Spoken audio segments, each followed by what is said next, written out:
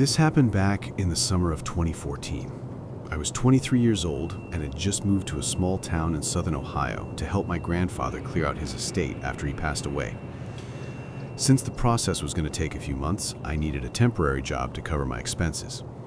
I ended up finding a position as a night shift site supervisor for a place called the Oak Ridge Plaza. Oak Ridge wasn't a mall. It was one of those massive, sprawling outdoor shopping centers that had been built in the late 80s and was now mostly dead. Out of the 30 or so storefronts, only about 5 were still active: a discount grocery store, a dry cleaner, and a small tax office.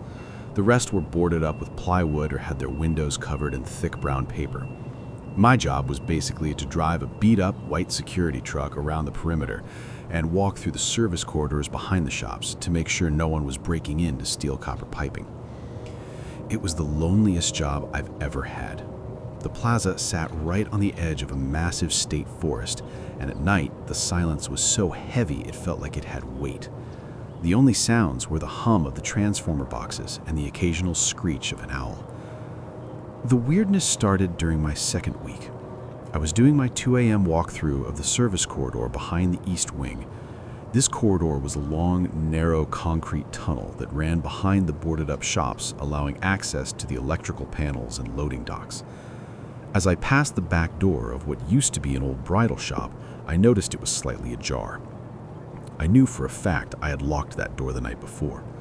I pulled out my flashlight and pushed the door open. The air inside the shop was stale and smelled like mothballs and dust. Most of the inventory was gone, but there were still about a dozen mannequins standing in the middle of the room, draped in yellow and plastic sheets. In the beam of my flashlight, they looked disturbingly human. I walked through the room, checking the front windows to make sure they were still boarded up.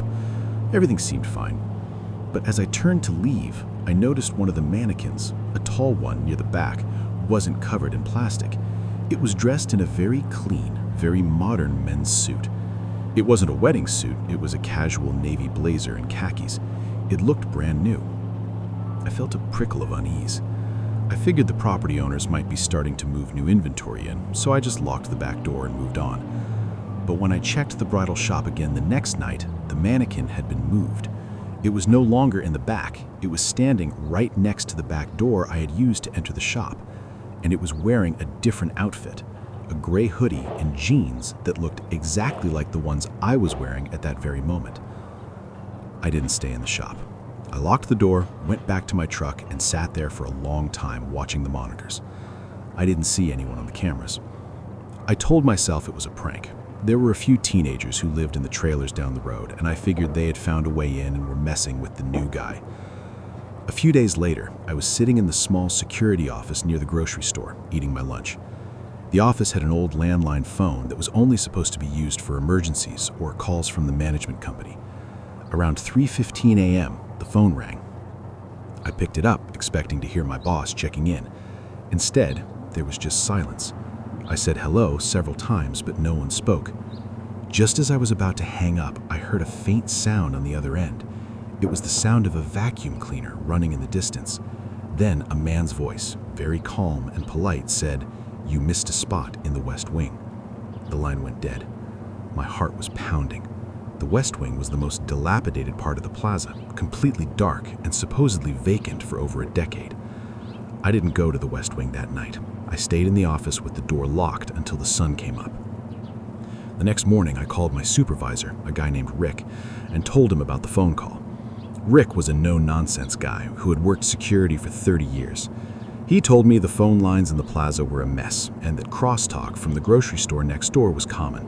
He suggested that maybe a janitor at the grocery store had accidentally dialed the office and was talking to a coworker. It sounded plausible, but it didn't explain how the caller knew I was missing a spot. A week went by without any more calls, and I started to relax.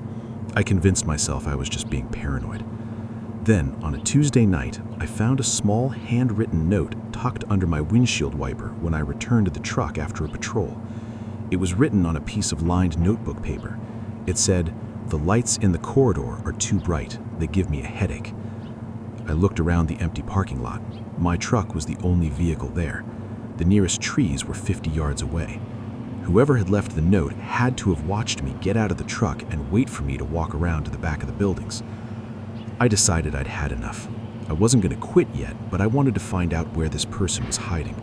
I knew the service corridors like the back of my hand. I started checking the utility closets and the crawl spaces under the loading docks. In the very back of the West Wing, behind a stack of old wooden pallets, I found a small ventilation grate that had been screwed out and set back into place. I pulled the grate away and shined my light inside. The crawl space was narrow, maybe 3 feet high, and filled with old insulation and cobwebs. But about 10 feet in, the space opened up into a small, windowless room that wasn't on the official blueprints. I crawled inside, my breath hitching in my throat. The room was clean, unnervingly clean. There was a single, twin mattress on the floor, neatly made with hospital corners. On a small folding table next to the mattress was a lamp, a stack of books, and a small portable radio. But what made me freeze was the wall above the bed. It was covered in hundreds of photographs.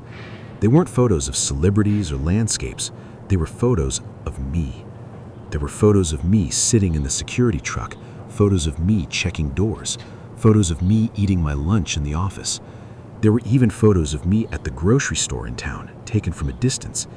But the most recent photo, pinned right in the center, was a picture of me taken from behind.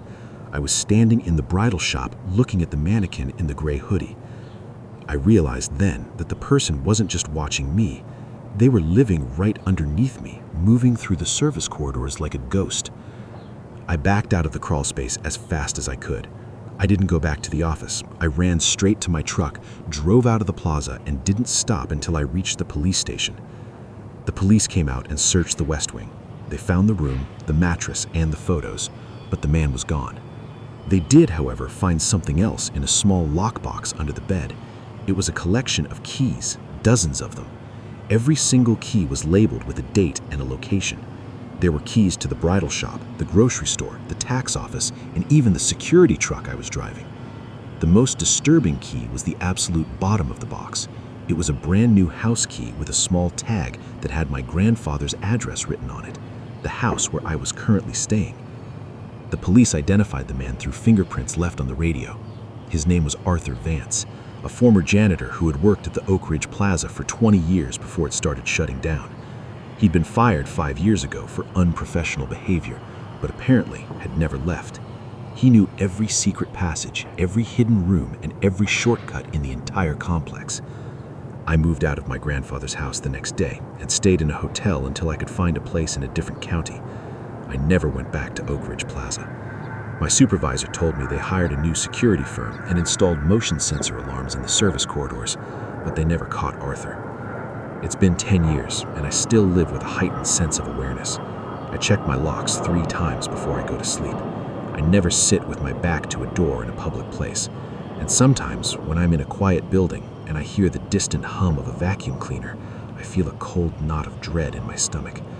I think about those photos on that basement wall, and I wonder if Arthur is still out there, tucked away in the shadows of some half-dead shopping center, waiting for someone else to do their rounds, waiting for them to miss a spot.